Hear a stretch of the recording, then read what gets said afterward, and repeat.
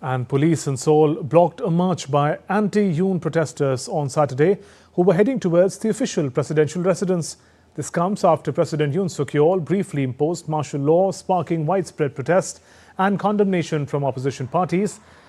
The martial law declaration, which was later reversed, had outlawed all forms of political activity, including protest and demonstrations.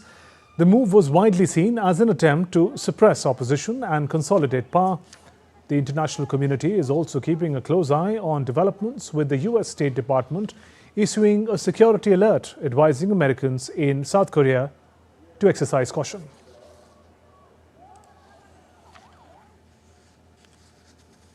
And DD India correspondent Jessica Taneja joins us live with more updates on the story. Jessica, after the dramatic standoff in Seoul, what happens to Yoon Suk-yeol now? Well, his refusal and his, refusal to step down and, of course, imposing martial law did not go down well, neither with the opposition nor with the country. So majority of the South Koreans do agree on the fact that he should not be in office. And now, given that sentiment at this point, it all rests now on the Constitutional Court of South Korea, where 8 judges held their second hearing just on Friday last week, and will reach a verdict not sooner than June. And that deadline could also be extended given the kind of crisis that we're seeing right now.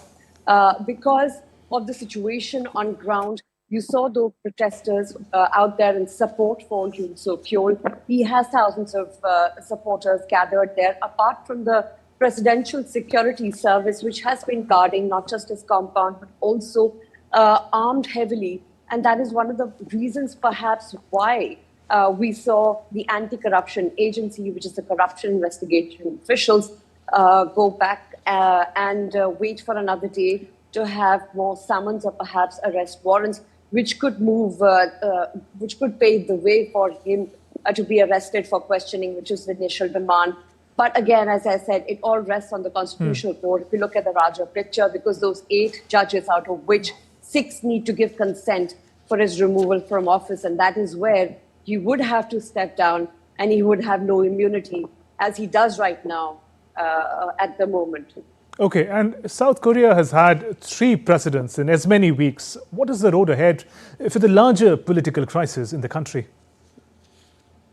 Well, the political crisis continues to unfold at this point, where you see the lawmakers are divided on many issues. Earlier, it was the appointment of the Constitutional Court judges, which are very crucial to this entire turmoil and to sort of give an end to the political crisis that we're witnessing, because a Seoul court has already issued that order.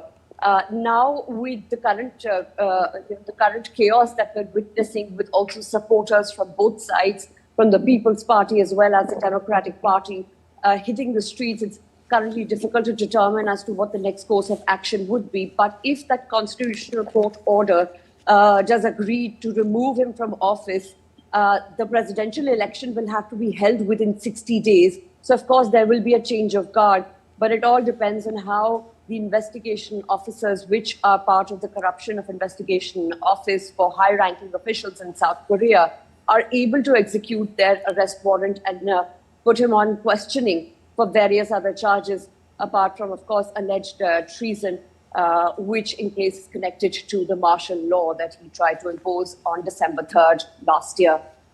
Jessica, thank you for those updates.